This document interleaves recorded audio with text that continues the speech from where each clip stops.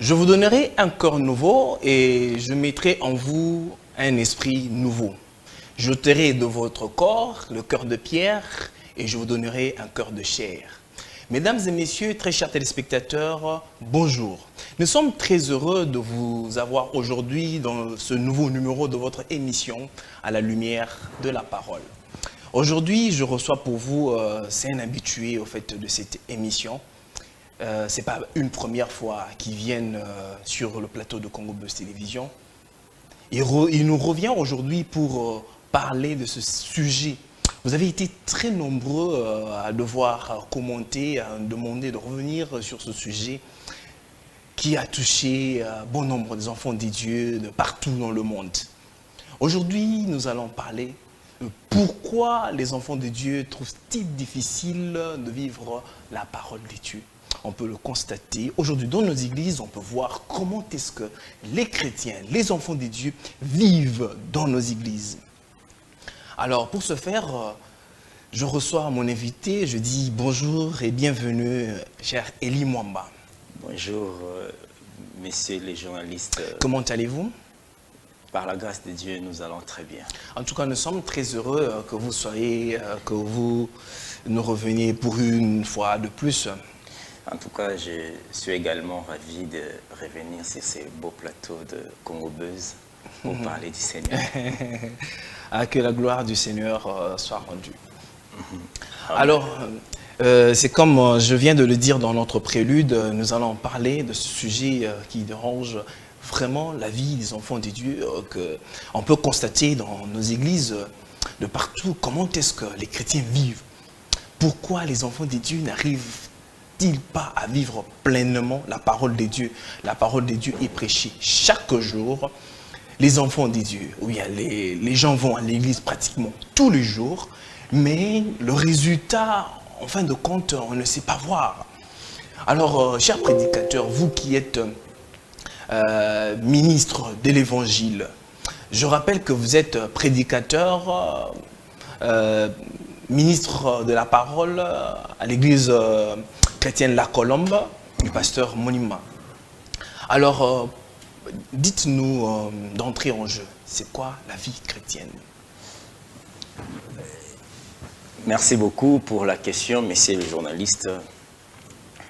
La vie chrétienne dont nous parlons, et nous avions déjà parlé de cela il y a presque quelques mois. La vie chrétienne, on avait dit aussi que c'est une vie, n'est-ce pas, qui se vit dans l'homme, loin de ses désirs, de sa volonté. Donc c'est la vie dans l'homme. Donc cette vie, c'est celui-là, celle-là que l'homme a cru pour le conduire. Donc cette vie, c'est une puissance, n'est-ce pas, qui œuvre dans la personne afin de le conduire dans toute la vérité. Et la vie chrétienne là, c'est lui qui le mène, c'est Dieu lui-même dans l'homme qui se voit par le Saint-Esprit qui mène l'homme dans toutes ses voies. Et c'est alors que l'on dira, comme l'apôtre Paul dit, exclame, il dit, si moi je vis, ce n'est pas moi qui vis, mais c'est Christ qui vit en moi. En réalité, donc c'est Christ lui-même par le Saint-Esprit qui vient vivre sa parole dans la personne. Donc la vie chrétienne peut s'expliquer en ce sens-là, que Christ est dans l'homme qui le conduit dans toute la vérité. Christ dans l'homme qui conduit l'homme dans la vérité. Amen. Donc c'est Dieu qui vient habiter dans l'homme pour vivre cette vie. Vivre cette vie. Mesdames et messieurs, je suis avec l'homme des dieux sur ce plateau de Congo Buzz Télévision, avec qui nous sommes en train de parler sur ce sujet très important. La parole de Dieu est la base de toute chose. Parce que tout doit être là. Et quand le Seigneur reviendra, il ne viendra pas juger les gens par rapport à leur doctrine ou bien par rapport à une église. Mais le Seigneur, quand il reviendra, il viendra prendre la parole de Dieu. Cher prédicateur, pourriez-vous, dites-nous, quelle différence y a-t-il entre un esprit nouveau et le Saint-Esprit? Un esprit nouveau, en réalité, avec le Saint-Esprit, il n'y a pas de différence. Ok. Comme vous venez d'entrer des jeux de le dire, c'est verset de Ézéchiel 36, verset 26, Ok. que je vous donnerai un cœur nouveau, un esprit nouveau, et j'ôterai de vous un cœur de pierre, et je vous donnerai un cœur de chair. Ok. Ça veut dire que ici, Dieu serait en train d'écarter l'homme du chemin. Ok. Parce que vous comprendrez, depuis l'entame de notre démarche, nous avions dit que c'est Dieu lui-même qui entre, n'est-ce pas, dans la personne, afin de le conduire dans toute la vérité. Ok. Quand il vient, n'est-ce pas, pour donner à l'homme un esprit nouveau, c'est contraire à l'esprit qui conduisait l'homme avant. Ok. Vous voyez? C'est ici qu'intervient, n'est-ce pas, la nouvelle naissance. Dans un esprit nouveau dans l'homme veut simplement dire que l'homme doit naître de nouveau. Ok. Enfin, n'est-ce pas, de devenir une nouvelle créature portant en lui un esprit nouveau qui le conduit droit vers la vérité. Alors, la différence entre un esprit nouveau, n'est-ce pas, et ce que vous venez de dire, en tout cas, et le Saint-Esprit, un esprit nouveau et le Saint-Esprit, ça n'existe pas. C'est lui-même. Mais maintenant, la différence, elle est que le Saint-Esprit s'est manifesté puissamment, n'est-ce pas? Les jours de la Pentecôte, on a parlé puissamment du Saint-Esprit. Et dans le Nouveau Testament, cet Esprit nouveau, dans l'Ancien Testament, on l'a parlé et Christ s'est manifesté en ce sens-là d'un Esprit nouveau. Mais maintenant, c'est la même chose ou la même personne, n'est-ce pas, Ok. qui vient convertir l'homme afin de le conduire dans toutes ses voies.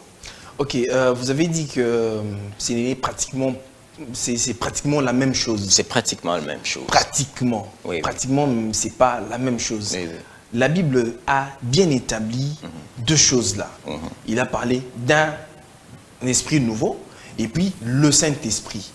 Alors, si on peut voir en clair, la Bible veut nous montrer qu'il y a un esprit nouveau et il y a un esprit saint.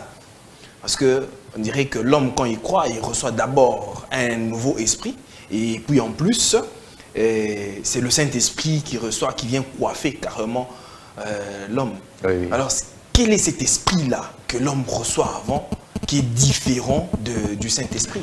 Ce qui est différent de tout, n'est-ce pas, dans l'homme, c'est par rapport à l'esprit de la chair qui le conduisait. Ok. Parce que quand ici on parle d'un esprit nouveau, c'est-à-dire on veut écarter, éloigner l'homme de la chair, Ok. n'est-ce pas? Parce que là, la chair qui accomplissait, n'est-ce Ok. pas, les œuvres du monde, les œuvres de la chair. Mais quand nous avons le Saint-Esprit, la Bible dit que nous n'accomplirons pas les œuvres de la chair. Vous voyez? Ok. Mais maintenant, le Saint-Esprit vient impacter l'esprit de l'homme et les rendre obéissants à toute la parole de Dieu.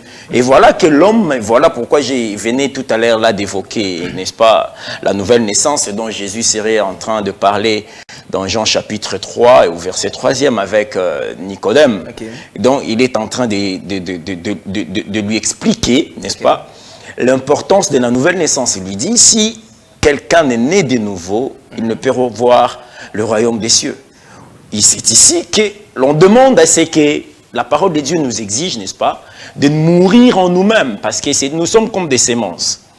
Comme une semence qui va en terre, la Bible dit, quand une semence va en terre et ne meurt pas, elle reste peut. seule. Ok. Mais quand une semence qui va en terre meurt, elle porte beaucoup de fruits. Alors nous devons, n'est-ce pas, dégager en nous cet esprit. C'est beaucoup de fruits, les fruits dignes de l'évangile, les fruits dignes de la repentance, les fruits de l'esprit. Et quand un esprit nouveau vient habiter en nous, n'est-ce pas, cela nous sépare, n'est-ce pas, des œuvres de la chair, de cet ancien esprit qui nous conduisait avant. Et nous sommes maintenant là à la merci d'un nouveau esprit qui nous conduit droit vers la parole de Dieu. Ok. Donc, si on peut le dire ainsi, le deuxième esprit, c'est cet esprit-là qui vous mène tout droit, qui vous conduit dans la parole de Dieu. Oui, voilà. Donc le premier n'a pas plus en fait les possibilités de faire vivre à l'homme la parole de Dieu. Non, non, le premier n'a pas de possibilité parce que le premier vous entraîne dans la... vous amène en Christ. Le premier esprit Okay. ne peut vous amener en Christ. Okay. Parce que quand on parle ici de premier esprit, cela veut simplement dire que vous, dans la chair humaine, vous accomplissez les œuvres de la chair. Okay. Mais maintenant, un esprit nouveau vient maintenant pour vous convaincre dans toute la vérité. Okay. Et vous conduit droit vers les chemins de la nouvelle naissance et vers tout droit vers l'obéissance totale et parfaite de la parole de Dieu. D'accord. Pourquoi les enfants de Dieu, bien les chrétiens, trouvent-ils difficile aujourd'hui de vivre la parole de Dieu? C'est comme je venais de le dire tout à l'heure là. La parole est prêchée pratiquement tous les jours dans les églises. Les gens vont tous les jours à l'église. Pratiquement, c'est toutes les semaines où les gens vont à l'église. Mais pourquoi les cœurs des gens ne sont pas changés? Vivre selon la parole de Dieu, c'est quoi le problème? C'est sérieux. C'est vraiment un problème très sérieux dans les églises parce que la foi n'y est pas. Parce que la foi nous conduit, regarde droit directement à Dieu. Okay. Et quand nous croyons véritablement, Dieu, il vient pour confirmer notre foi. Parce que la sincérité que nous dégageons en croyant, Dieu viendra confirmer notre foi. Et il confirmera notre foi en nous dotant de son esprit. Et quand le Saint-Esprit est là, l'homme est capable de mener la parole de Dieu comme il se doit. Et quand c'est difficile à beaucoup de chrétiens de vivre la parole de Dieu parce que le Saint-Esprit n'y est pas. Je peux vous donner un exemple d'une montre, d'une horloge, oui. Vous verrez une montre malgré la beauté du caracasse. Okay. Si à l'intérieur, le ressort moteur n'y est pas, malgré la beauté que vous voyez, la montre ne donnera pas une bonne heure. Vous voyez? Okay. Mais une fois il y a le moteur ressort à l'intérieur, en tout cas quand vous regardez, vous verrez que la montre fixe une bonne heure.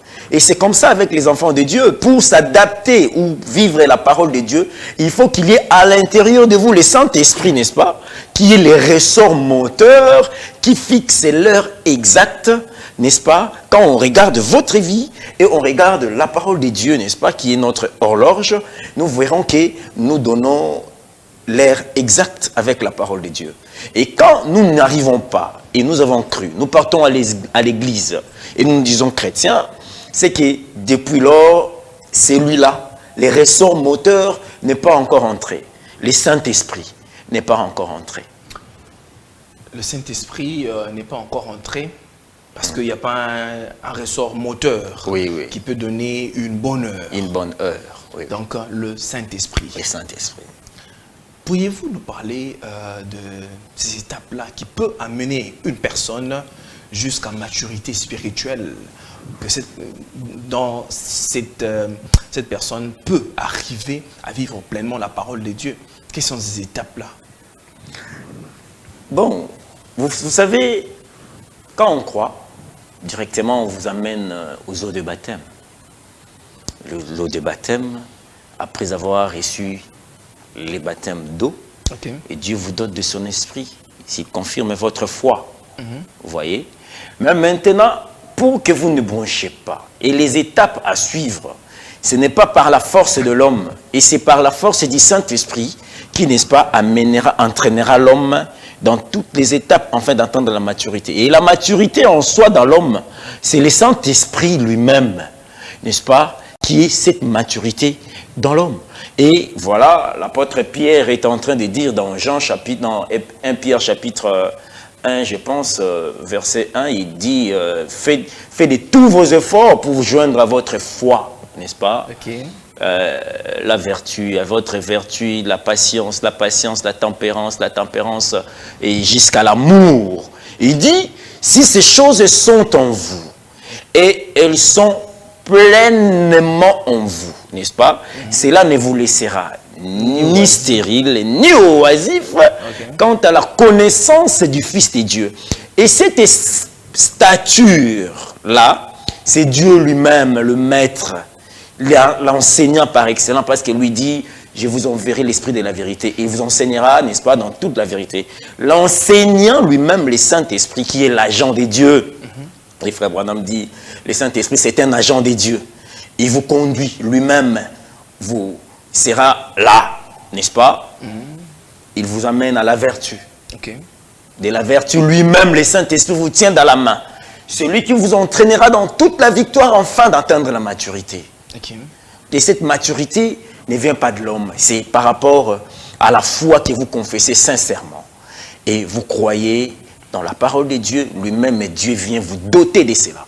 Et si vous êtes une âme élue, et la maturité, c'est Dieu lui-même, c'est le Saint-Esprit, qui nous emmène jusque-là, jusqu'à la pierre fêtière, qui est, n'est-ce pas, l'amour, le Saint-Esprit. C'est ça la maturité. Ok. Est-ce un problème d'homme ou bien un problème de message qu'aujourd'hui les enfants des dieux ou bien les chrétiens n'arrivent pas à produire la parole de Dieu comme il se doit?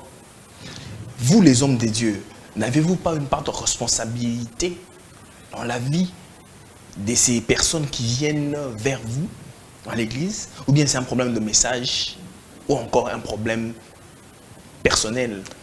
Vous savez, monsieur le journaliste, Dieu et sa parole. Sa parole, c'est le message. Comme le message est Dieu, Dieu ne peut jamais faillir comme sa parole ne peut jamais faillir. Donc si Dieu ne peut pas faillir comme sa parole ne peut pas faillir, on dirait carrément que c'est un problème d'homme. J'arrive. J'arrive.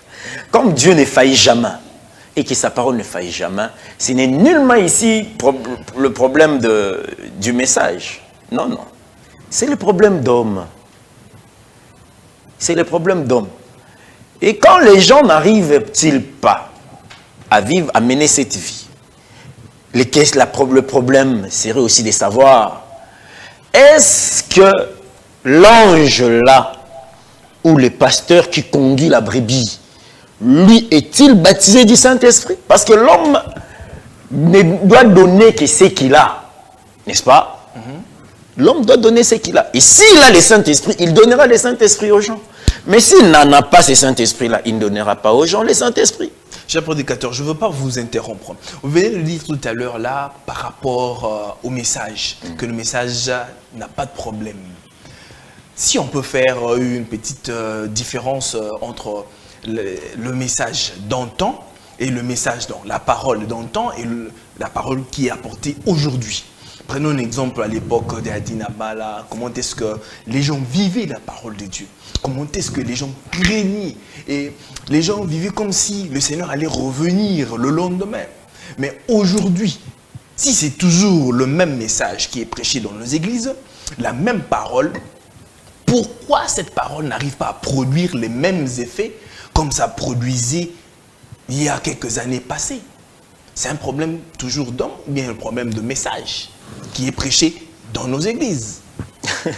La parole, elle est la même. La Bible dit dans Hébreux chapitre 13 au verset 8e que Jésus-Christ est le même hier, aujourd'hui et éternellement. Vous voyez, Jésus-Christ est sa parole. Il ne change pas. Il est le même. C'est un problème d'homme. Et ne croyez pas que les diables seraient là en train de nous regarder. Vous voyez, nous vivons au temps de la fin. Nous jouons la finale. Où les combattants de la foi, n'est-ce pas, qui seront couronnés de gloire. Et si la Bible dit, si vous persévérez jusqu'à la fin, vous porterez la couronne de gloire.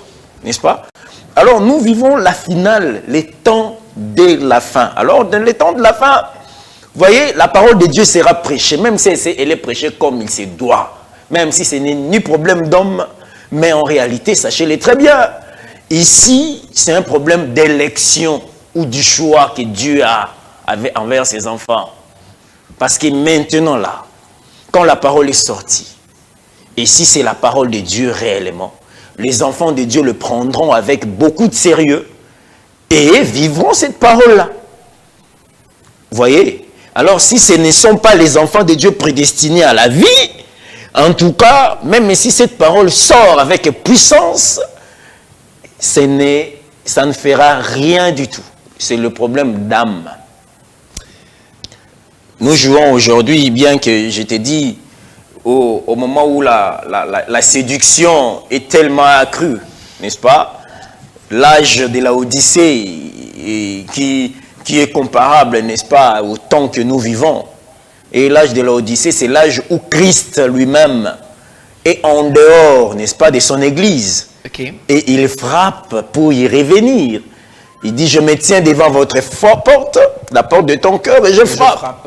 Si quelqu'un attend ma voix, ouvrira, j'entrerai, je mangerai avec lui et lui avec moi. Alors, ici, on ne peut seulement pas charger les pasteurs, s'il vous plaît. Et ici, le prophète, la parole de Dieu dit, je me tiens devant la porte. Et quand c'est la parole de Dieu, là, qui est prêchée, n'est-ce pas? C'est ça, la parole de Dieu qui est prêchée. Et quand vous écoutez, vous, les brebis, les croyants, qu'est-ce que cette parole-là produit en vous? Et si vous êtes un enfant de Dieu, vous ne laisserez jamais Christ qui est la parole en dehors de ta porte. Vous croirez, vous ouvrirez la porte par la foi. Et Christ entrera, n'est-ce pas? Il soupera avec vous et vous avec lui. Les problèmes aussi ici, nous pouvons évoquer le problème d'élection. Les choix. Vous parlez du problème d'élection. Les problèmes d'élection. Ça veut dire quoi? D'autres personnes doivent être choisies et les autres non. Dieu a ses choix. Dieu a fait ses choix. Vous savez, la Bible dit que Dieu est souverain. Il fait grâce à qui il veut, quand il veut et comme il veut. On dirait que Dieu est séparatiste. En d'autres termes, je dirais ça. Mais en réalité, il ne l'est pas. Parce que lui nous laisse le libre arbitre. La Bible dit que nous avons été créés à son image. Oui. Si nous sommes l'image du Dieu vivant, comment est-ce que Dieu viendrait séparer encore les humains? Ou bien il prendrait une partie, une frange, et les autres, il les laisse. Là, nous pouvons encore y retourner pendant la création, quand Dieu créait. Okay. L'homme créé à l'image de Dieu, ce n'était pas cet homme-là, dans cet état de dépravation, qui était tombé. Vous voyez? Quand l'homme est tombé, Dieu l'a mis en dehors du jardin. Et cet homme-là a commencé une démarche et c'était maintenant là, Dieu s'était montré tellement obligé à l'homme, n'est-ce pas, de croire et de marcher avec lui. Le problème maintenant, c'est le choix. Ou soit tu acceptes, je marche avec toi, ou soit tu n'acceptes pas, tu es de l'autre côté. C'est ça. Et voilà maintenant, quand le maître lui-même s'est matérialisé, lui, c'est la sémence de la femme de Genèse 3 qui devait écraser la tête du serpent. Lui qui a fui, n'est-ce pas, qui n'est pas né de la volonté de la chair. Il n'est pas venu par la voie sexuelle, n'est-ce pas? Il nous a dit de naître de nouveau. Mais maintenant, naître de nouveau, on dit ici, l'image de Christ, c'est l'esprit de Christ en nous. Et l'esprit de Christ en nous, n'est-ce pas, nous conduit dans la vérité et nous produisons les œuvres, le fruit de l'esprit. C'est ça, quand on nous regarde, on voit l'image de Dieu. Et ce n'est pas tout le monde en réalité maintenant qui est l'image de Dieu. Non, non. C'est les chrétiens nés de nouveau qui sont l'image de Dieu. Tu ne me diras pas un barbare, un koulouna est l'image de Dieu, créé à l'image de Dieu. Ils ont été créés par qui? Créés par Dieu. Si vous voulez faire une discrimination, on dirait que vous voulez faire une discrimination de ces koulounas-là et tout qu'on sort. Toutes ces personnes-là, ils ont été créées par qui? On dirait que le diable a aussi créé d'autres personnes?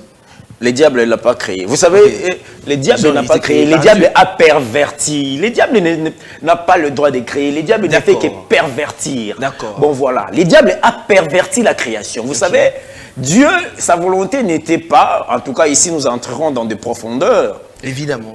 Dieu, la volonté de Dieu n'était pas, n'est-ce pas, que l'homme naisse comme il naît aujourd'hui. Oh, comment ça? Ah voilà. Donc ça veut dire que la volonté de Dieu, il ne fallait pas que l'homme naisse par la voie Sexuelle. Non. Or, comment Pas ça? du tout. Ça, c'est la voie permissive.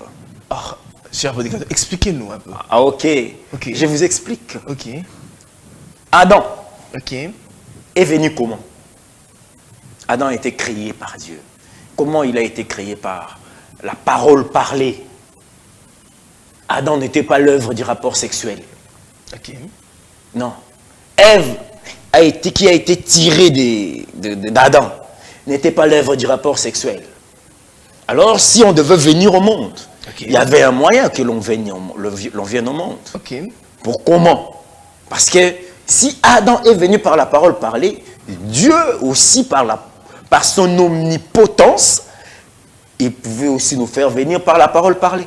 Et voilà, le diable est entré par là, n'est-ce pas, pour pervertir, n'est-ce pas, le plan des dieux.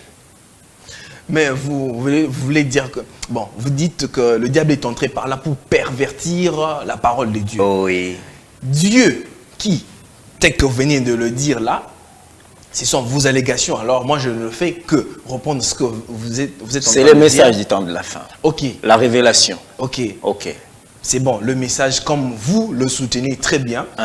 Alors, si Dieu qui a créé l'homme, Adam, et que dans sa pensée, ce n'était pas que l'homme vienne par le moyen du sexe, pourquoi a-t-il créé cette différence-là, l'homme et la femme? Et le corps de l'homme est différent de celui de la femme. Bon, vous savez, il est Dieu. Il savait toutes choses. Vous savez, Dieu, il avait en lui, depuis l'éternité, c'est lui qui couvrait les temps et l'espace. Il devait co-descendre, n'est-ce pas, pour prendre un corps. Okay. Il s'est créé un corps, ce qu'on appelle les logos. Ok. Hein? Ces corps-là, parole, lumière, qui a créé. Et en lui, Dieu, n'est-ce pas? Okay. Il avait les attributs. En Dieu, il y avait l'attribut des sauveurs. Alors, on ne peut jamais parler du sauveur quand il n'y a pas quelqu'un à sauver. Vous voyez? Ici, nous entrons dans le plan divin, dans le plan que Dieu avait pour l'humanité. Et les soucis de Dieu, c'était de se manifester, de se révéler, de se faire connaître, d'avoir la prééminence, n'est-ce pas? Et de ramener l'homme dans sa position perdue lorsqu'il était encore dans le jardin d'Adam. Vous voyez? Okay. Alors, dans le plan de Dieu, depuis l'éternité, dans la pensée de Dieu, Dieu a vu toutes ces choses. Mais voilà, quand il est descendu, même le premier homme, nos ancêtres, Adam et Ève, ne sont pas venus de la volonté de la chair. Et voilà pourquoi nous évoquons ici l'importance de la nouvelle naissance. Pourquoi l'homme doit naître de nouveau? Parce qu'ici, là, l'homme, toi et moi, David, dit que malheur à moi, je suis né dans le péché et conçu dans l'iniquité. En Dieu, il n'y a pas de péché. En Dieu, il n'y a pas d'iniquité. Évidemment. Alors, ce que Dieu produit, c'est parfait. Il n'y a pas d'iniquité là-dessus. Alors, puisque le diable s'est infiltré et a perverti ce que Dieu a créé, Dieu a fait dans toute sa perfection. Et Dieu qui était tellement aimable, qui est aimable jusqu'aujourd'hui, qui aime, n'est-ce pas? Il a laissé le libre arbitre parce que les choix étaient là. Dieu a placé les choix au jardin d'Adam. Il dit à Adam et Ève, il dit, vous mangerez de tous les arbres. Mais quant à l'arbre de la connaissance du bien et du mal, vous ne toucherez pas. Le jour où vous toucherez, vous mourrez. Ok. Et il les a laissés. Dieu se montre exigeant à ceux qui l'appartiennent. Ok. Alors quand il vous laisse les libres arbitres, si vous croyez à cela, vous acceptez ce que Dieu dit, vous marchez avec lui. Si vous ne le faites pas, il ne marche pas avec vous. Et c'est alors que par le permissif, Dieu a permis que les diables s'infiltrent par là. Dieu avait ses plans à lui, et il a toujours ses plans pour ses enfants. Et pourquoi il a créé, il a constitué l'homme comme tel qu'il a constitué. Okay. Il a constitué la femme telle qu'il a constituée. Ça ne regarde qu'à lui. Là, nous, on n'entre pas. C'est dans le plan de Dieu lui-même et c'est toute chose. Ok. Dieu, c'est chose. Ah, Mesdames et messieurs, très chers téléspectateurs, vous qui nous prenez à court, je reçois pour vous l'homme des dieux ici sur notre plateau de Congo Buzz Télévision. C'est Élie Mwamba qui est prédicateur à l'église La Colombe. C'est une église du message du temps de la fin prêchée par le révérend William Marion Branham, dont les gens appellent communément les branhamistes. Donc c'est avec lui que nous sommes en train de parler sur ce sujet très intéressant qui touche la vie des enfants des dieux. Pourquoi les enfants des dieux trouvent-ils difficile de vivre pleinement la parole des dieux? Alors, homme des dieux, dernièrement, j'ai parlé avec... j'ai rencontré... J'étais quelque part, j'ai vu des gens en train de parler. C'était des femmes. Alors, ils étaient en train de parler et j'étais en train d'auditionner, de les écouter, comment est-ce qu'elles parlaient. Ah voilà, moi je dois mettre ça, je dois m'habiller d'une certaine façon. Alors, il y a une fille qui parlait, qui disait, moi, je dois m'habiller comme je veux, au fait. Quand je sors, je dois être aussi vue, je dois être belle d'une certaine façon. Et après, j'ai compris, quand je lui poserai maintenant des questions, elle me dira qu'elle priait dans votre église là, elle était dans le message. Mais elle est sortie. Alors, quand je lui pose la question, pourquoi tu es sortie de là? Oh non! D'ailleurs, dans ces églises-là, on oblige les gens à vivre d'une certaine façon. Ah, il faut faire ça, il faut faire ça, il faut faire ça, il faut faire ça, il faut faire ça. Alors, cher homme des dieux, ne serait-ce pas aussi une des raisons qui pousse les enfants des dieux à ne pas vivre pleinement la parole des dieux? Parce que vous, les prédicateurs, vous mettez votre église ou bien vos messages, ce n'est plus prêché comme il se doit. Vous mettez vos propres sentiments à vous. Vous mettez des lois qui sont vos lois et non celles des dieux. Et les enfants des dieux, et les chrétiens, ceux qui viennent là, trouvent un peu, oh, ils exagèrent un peu trop. On ne peut pas supporter ça. Ce qui fait que des fois, les gens explosent et puis claquent la porte et partent. Bon, premièrement, je dirais que la fille en question n'a pas raison. Elle n'a pas du tout raison.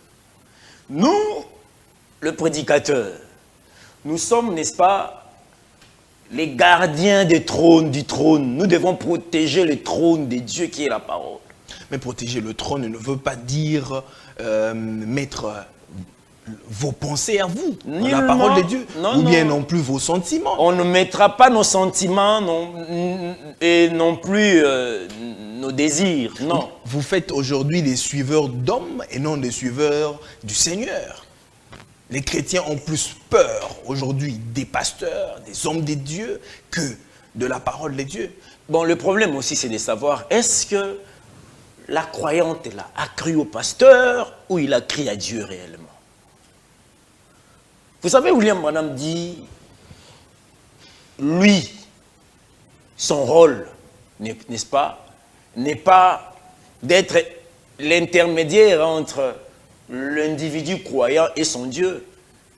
Il est nullement question ici de s'accaparer de brebis des dieux. Non. Lui, son rôle, c'est d'amener le brebis à une relation intime et personnelle avec Dieu. Et lui, l'homme, s'écarte du chemin et vous fait vous rencontrer avec votre Dieu. C'est ça le rôle du message. Mais, cher prédicateur, sans pouvoir vous interrompre, quand vous voyez ces personnes qui ont des faiblesses ou bien qui ne sont pas encore arrivées à maturité, quelle est votre attitude face à ces personnes? J'avais ici évoqué un terme que mon pasteur a toujours utilisé. Il dit, un leader, c'est... Un pasteur, c'est un bœuf d'attelage. Okay. Un bœuf d'attelage. Un pasteur a un grand cœur. Parce que notre Jésus a un grand cœur. Évidemment. Jésus a supporté tout le monde avec nos faiblesses. Évidemment. Et vous vous rappellerez de la femme qui a été attrapée à flagrant délit d'adultère. Pendant que les hommes, les humains, avec la loi de Moïse nous dit, oh, ils ont ignoré qu'en ce moment-là, la grâce était déjà là. C'est lui qui était venu, n'est-ce pas, inaugurer la grâce, était déjà là. Pendant qu'elle vivait sous l'influence, n'est-ce pas, de la loi mosaïque. Et la grâce, lui, cette grâce-là, c'était encore lui, la loi mosaïque, parce que la loi et les prophètes, c'était lui, Jésus-Christ. Vous voyez? Mais quand il regarde, Seigneur, qu'est-ce que tu dis? Cette femme a été attrapée en flagrant délit. Mais la loi de Moïse nous dit, si nous attrapons une femme pareille, on doit la lapider. Et qu'est-ce que le Seigneur a dit? Que celui qui n'a commis aucun péché puisse lapider, jeter en premier la pierre sur cette femme. Et il a continué à écrire. Et lorsqu'il leva la tête, il n'y avait personne là. Okay. Et nous, les pasteurs, nous, le prédicateur, nous avons nos faiblesses auxquelles nous plairons devant les seigneurs, de nous apaiser, d'être un peu apaisantis auprès de nous. Avec tout ce que nous avons comme fardeau, comme problème, nous plairons que les seigneurs nous aident. Alors, quand nous serons devant le brebis, nous allons aussi, n'est-ce pas, adopter cette attitude-là, d'être un peu patient envers eux. Mais si c'est une brebis qui a reçu le Saint-Esprit et qui a, une fois déjà il a reçu le Saint-Esprit, c'est fini. Mais s'il continue à commettre des erreurs, en tout cas, il faut quelque part un bâton pour le redresser. Une main de fer et une de velours. Vous voyez? Elie Mwamba, vous venez de parler tout à l'heure là de l'amour. Et que Dieu est amour. Et que Dieu, il ramène toujours, il le fait par amour. Comme cette femme-là, elle est venue, elle avait péché, mais Dieu l'a reçue avec amour. Voilà comment le Seigneur s'est comporté envers cette femme pécheresse. Mais nous constatons dans les églises, vous les prédicateurs, votre approche auprès des enfants de Dieu. D'abord, entre vous, vous avez des dissensions. Vous vous entendez pas. Vous avez des airs de suffisance entre vous. Des fois, il arrive entre vous, les prédicateurs, vous ne vous parlez pas. Vous ne vous parlez pas. Et quand, par exemple, votre brebis commet une erreur, quelle que soit l'erreur, vous avez une certaine attitude envers cette dernière. Vous ne trouvez pas que vous êtes aussi à la base de beaucoup de vies des enfants de Dieu aujourd'hui, où ils sont en train de vaciller? Votre réaction? Monsieur Jules, frère Jules, entre nous, serviteurs de Dieu, on ne se parle pas, il y a des intercelles entre nous, Bon, de toutes les façons, c'est humain. Vous savez, même les disciples... Quel exemple donnez-vous au peuple des dieux? J'arrive, même les disciples, les apôtres, il y avait un moment où, n'est-ce pas, ils se querellaient. Il y avait des moments de tension entre eux. Nous avons vu Pierre, Paul, remettre Pierre au chemin, sur la voie. Mais ils ne sont pas restés la conclusion, en inimitié pendant longtemps. Voilà, c'est ce que je veux arriver. La conclusion, elle est laquelle? Ok, c'est quoi la conclusion? La conclusion, c'est les disciples, les apôtres, quand il y avait un petit problème, ils s'est donné rendez-vous à Jérusalem. Ok. Jérusalem, où ils s'est retrouvés autour d'une même table, parole sur table, et on discutait. Et nous aussi, quand il y a des dissensions comme telles que vous l'évoquez là, nous devons aussi avoir nos regards tournés vers Jérusalem. Notre Jérusalem, c'est la parole de Dieu. C'est notre Jérusalem. Alors, on tourne que la parole de Dieu dit devant des dissensions, devant des intercelles, devant de querelles. Alors, le Seigneur nous dit dans Jean chapitre 14, « Je vous donne ma paix et je vous laisse ma paix ». Nous devons faire la paix et prêcher la paix. quand il y a un problème, nous devons, n'est-ce pas, c'est surpasser, c'est surmonter, hein, et essayer un peu d'élaguer toute difficulté qui nous mette, qui brûle la demeure pour rien. Et cela ne nous empêche pas de dire la parole quand il faut dire la parole. Cela ne nous empêche pas. Mais on ne repousserait pas la brebis là, peut-être en erreur. On l'approcherait et puis on aborderait la parole de Dieu. Quand une brebis commet une erreur, ouais. Deuxième fois une erreur, la troisième fois ce n'est pas une erreur, ça deviendra une faute. Alors il faut sanctionner. Si on supporte pour la première fois, on supporte pour la deuxième fois, en tout cas la troisième fois, il faut frapper. Le Seigneur est entré dans le temple, il a frappé avec le fouet, tous ceux qui vendaient devant les temples. Et quand il y a quelque chose qui ne va pas, en tout cas, avec beaucoup de sérieux que nous avons, avec l'amour que nous avons du Seigneur Jésus-Christ, nous devons aussi tenir un fouet, ce n'est pas un péché. Comme par exemple, oui. Quand une brebis ne fait que tomber et tomber et tomber encore. Okay. En tout cas, on va tenir un fouet. Oui, comme par exemple, ce fouet-là. C'est fouet. Bon, le fouet, on peut répudier. C'est une disposition biblique. Excommunier la personne. On peut répudier, on peut excommunier. Nous avons le droit. Nous avons la parole de Dieu nous revêtue de tout ce pouvoir-là. Nous en avons. Alors on ne peut pas badiner, on ne peut pas blaguer avec la parole de Dieu parce que ça ne blague pas. Christ est mort pour ça à la croix. La mort, écoutez, pour nous, pour la parole de Dieu, pour le corps du Christ, Dieu a pris la chair et il est mort à la croix. En tout cas, on ne badine pas. Cher prédicateur, la dernière fois quand vous étiez là, je vous avais demandé combien de temps une personne peut faire, ou bien le processus de conversion. Vous m'aviez dit que c'est une affaire divine, oui, et que ça dépend des dieux. Que ça prenne 2 ans, que ça prenne 5 ans, que ça prenne 10 ans, c'est une affaire des dieux, le processus. Alors, comment vous venez de dire ici, quand vous voyez une personne avec une erreur, une première et une deuxième, et quand ça arrive peut-être à la troisième, quatrième, automatiquement, vous devez répudier, carrément mettre cette personne-là hors église. Nous avons dit que les temps et les circonstances lui appartiennent. Il en est le maître, n'est-ce pas? Et quand il faut fixer un temps, ce n'est pas à nous. Les temps, c'est à Dieu. Vous voyez? Mais dans ces temps-là qu'il prend pour que l'homme arrive à la maturité, et pendant cette période, l'Église ne permettra pas n'importe quoi, voir la brebis faire. Non. Et ce sont le comportement un peu dur aussi, qui forge le brebis à devenir, à arriver à la maturité. Et si nous laissons tout aller, tout faire, alors quelle est l'importance de la foi?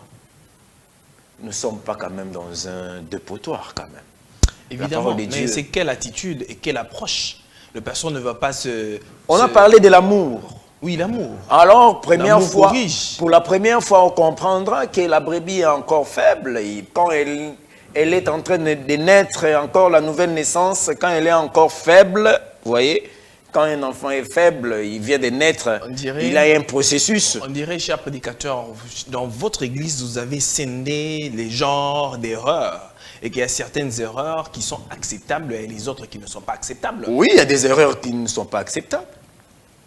Il y a des erreurs qui ne sont pas acceptables, mais cela dépend... Les personnes qui sont, par exemple, qui ont des fonctions dans l'église, mais avec une haine contre, par exemple, son prochain. Quelqu'un qui a pas une fonction dans l'église, qui ne se parle pas avec son prochain. Ces genres de personnes, peut-être, vous êtes au courant. Vous ne dites absolument rien. Pour vous, ça passe, mais ayant des fonctions à l'église. Non, ça passe pas. Pourquoi je dois être hypocrite, moi qui est censé prêcher la justice des dieux? Non, ça passe pas. Quand quelqu'un a un tel comportement, il a la haine. La haine n'est pas des dieux. La haine n'est pas des dieux. Quoi qu'il en soit, la fonction que vous occupez dans l'église, quand nous vous voyons avec ces genres de comportement. En tout cas, on frappe. On frappe. Écoutez, ce n'est nulle part question ici de sauver les bâtiments. Nous devons sauver. Les pasteurs ont une âme à sauver. Ont une âme à sauver. Et les pasteurs, et la brebis ont les âmes à sauver. Alors moi, de mon côté, on a dit ici, nous sommes les gardiens du trône. Nous sommes les gardiens du trône. Je protégerai la parole, je ne protégerai pas les individus. Okay. Alors, quand la parole nous dit maintenant, il faut bien traiter les individus, nous traiterons bien les individus. Mais quand les individus commettent des fautes, alors nous sanctionnerons sur base de la parole de Dieu. C'est très bien dit. Vous allez sanctionner sur base de la parole de Dieu. Mais aujourd'hui, quand on constate dans l'Église, vous les hommes de Dieu, les pasteurs ont des attitudes personnelles et non la parole de Dieu qui prime. Des comportements... Je condamne. C'est ce que je condamne. Écoutez, de toutes les façons, nous avons à répondre. Nous avions dit ici que nous serons sévèrement jugés. D'ailleurs, beaucoup des hommes de Dieu iront en enfer. Beaucoup, je vous assure. Parce que nous avons des responsabilités. Si nous n'assumons pas bien nos responsabilités, en tout cas, nous serons à la Guyenne. Ok. Et attention, il faut faire vraiment attention avec ça. Il est écrit, ces jours-là, ils viendront vers moi. Ils diront, Seigneur, n'avons-ils pas prophétisé en ton nom? N'avons-ils pas? Bon, le problème, c'est que le nom de Jésus, c'est une puissance.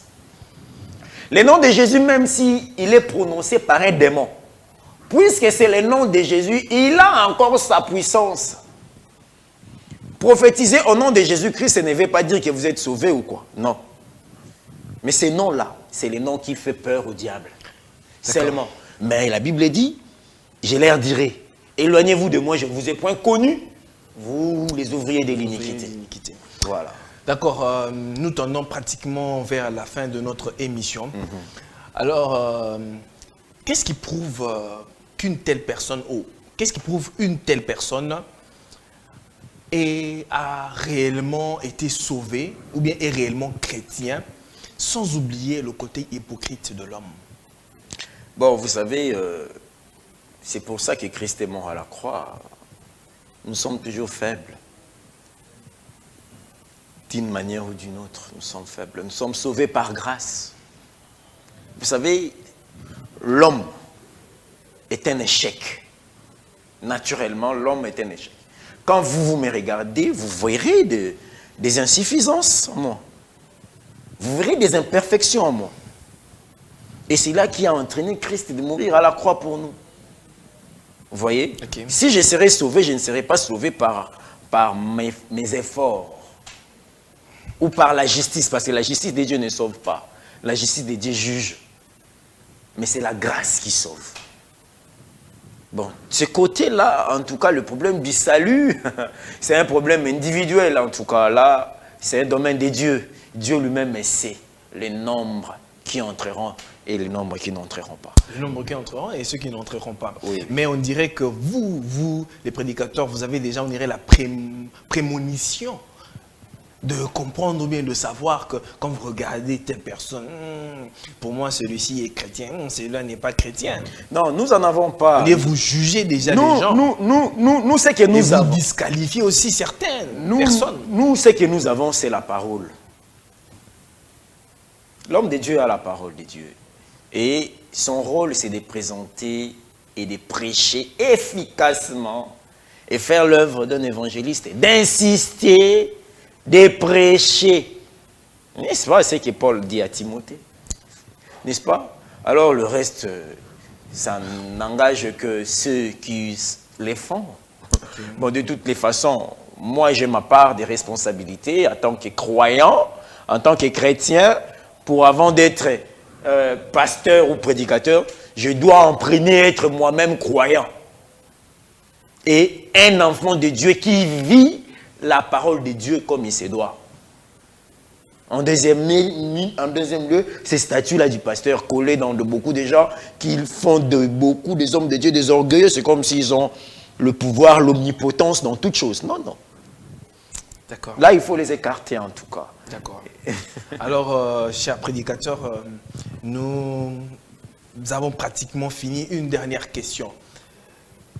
que faut-il faire pour qu'un chrétien vive pleinement la parole de Dieu comme il est souhaité selon les Saintes Écritures? Comme il est souhaité, l'apôtre Paul, quand il prêche, il allait de ville en ville, il demandait aux croyants, aux chrétiens, vous savez, les mots chrétien vient du Christ, n'est-ce pas? Les chrétiens ont été appelés pour la première fois chrétiens, c'était à Antioche, n'est-ce pas? Et c'était pour là, la première fois, on les a appelés des chrétiens. Pourquoi? Parce qu'on a vu leur manière de vivre qui était comparable à Jésus. Ils vivaient comme Jésus, n'est-ce pas? C'est pourquoi on les a appelés des chrétiens. Paul s'est demandé partout où il partait, avez-vous été baptisé du Saint-Esprit depuis que vous avez cru? La parole de Dieu nous dit, si vous n'avez pas mon esprit, vous ne m'appartenez pas. Pourquoi les gens n'arrivent-ils pas? C'est parce qu'ils ne sont pas baptisés du Saint-Esprit, simplement. Parce que quand le Saint-Esprit est là, mon frère, il arriverait que vous commettez des erreurs. Il arriverait. Mais le Saint-Esprit vous corrigera lui-même. Nous voyons les gens en train de tordre de douleur lorsqu'il a commis une erreur, une faute, et que la parole de Dieu est prêchée quelque part. Et cette parole a rencontré, n'est-ce pas, la profondeur qui est en lui. Qu'est-ce que l'homme fait? Il regrette. Il pleure, sincèrement. Et il implore la grâce, la faveur. Seigneur, pardonne-moi. Pourquoi je suis tombé là? Mais si vous accumulez des fautes et des fautes et des fautes, vous ne vous dérangez pas. Vous ne regrettez pas. Oh, il y a de quoi se poser des questions. C'est qu'il y a quelque chose qui cloche. Mais s'il n'y a pas quelque chose qui cloche, c'est que le Saint-Esprit est là. En tout cas, vous vivrez pleinement la parole de Dieu. Et si nous n'arrivons pas à vivre pleinement la parole de Dieu, parce qu'il n'est pas encore entré, parce que le Saint-Esprit n'y est pas. D'accord, parce que le Saint-Esprit n'y est pas. Nous avons pratiquement fini parce que la télé, c'est le temps. Alors, votre dernière parole, qu'est-ce que vous dites au peuple de Dieu qui vous suivent en ce moment? Je dirais au peuple de Dieu... Votre caméra est là et le peuple vous suit. Merci. Je demanderai au peuple de Dieu qui nous suivent en ce moment de croire la parole de Dieu, de considérer leur vie chrétienne et de vivre d'expérience en expérience avec Christ. De ne pas considérer les faiblesses des hommes de Dieu. Ils sont des humains. De toutes les façons, ils commettront des erreurs et des erreurs, ils en feront encore. Alors, ne regardez pas à leurs erreurs, mais regardez à votre âme qui est, n'est-ce pas, chère. C'est pour votre âme que Christ est parti mourir à la croix. Alors, sauvez vos âmes en vivant pleinement la parole de Dieu qui est prêchée. Si vous regardez des irrégularités, en tout cas, cela ne vous aidera à rien. Vivez la parole de Dieu, écoutez la parole de Dieu et vivez-la. Parce que la Bible nous dit que la foi vient de ce qu'on attend et ce que l'on attend vient de la parole de Dieu. Ce que je peux vous donner aujourd'hui, en réalité, je vous donne que la parole de Dieu. La parole de Dieu qui est Jésus-Christ.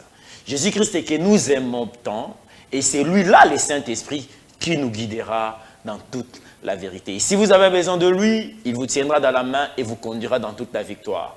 Ne regardez pas aux humains, ne regardez pas aux pasteurs, regardez à Jésus-Christ qui est la parole. Merci. Merci. Mesdames et messieurs, très chers téléspectateurs, vous avez compris que nous sommes arrivés à terme de notre émission. Je recevais pour vous l'homme des dieux, le prédicateur, le ministre de l'Évangile, Élie Mwamba. Il est prédicateur à l'église La Colombe, une église du message du temps de la fin, prêché par William Marion Branham. C'était un honneur pour moi aujourd'hui de présenter ce numéro dont on a parlé sur la vie chrétienne. Pourquoi les enfants des dieux n'arrivent-ils pas à vivre pleinement la parole des dieux, surtout en ce temps de la fin? L'homme des dieux ici sur notre plateau nous a éclairé, il nous a expliqué et il nous a parlé de tout et sauf de rien de la part du Seigneur. Je dis merci à l'équipe technique qui était là pour nous accompagner afin que vous ayez ces ces belles images dans vos petits écrans là. Alors, je dis merci à vous, nos très chers téléspectateurs, fidèles à votre télé, Congo Buzz Télévision. Je salue mon jeune frère Jay Nzembe et je n'oublierai pas de saluer ma belle-sœur de luxe, Grace Ngaja. Que Dieu vous bénisse. Nous nous retrouverons dans un nouveau numéro. Alors je dis shalom et au revoir.